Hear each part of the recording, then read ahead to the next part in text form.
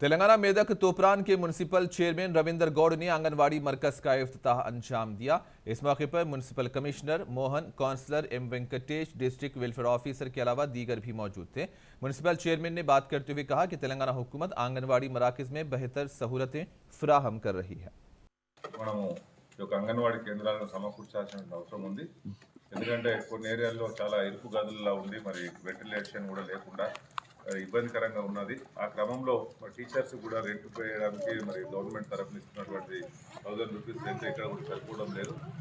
మా కమిషనర్ గారు మేమందరం కూడా పాలకవర్గంలో మరి ఇక్కడ నుంచి ఇది అవసరం ఉన్నది కాబట్టి మరి ఇక్కడ మంచి ఎప్పుడో నిర్మాణమైనటువంటి ఈ యొక్క ఆఫీసు మరి నిరుపయోగంగా ఉంటుంది. దీంట్లోని మరి అంతా చెత్త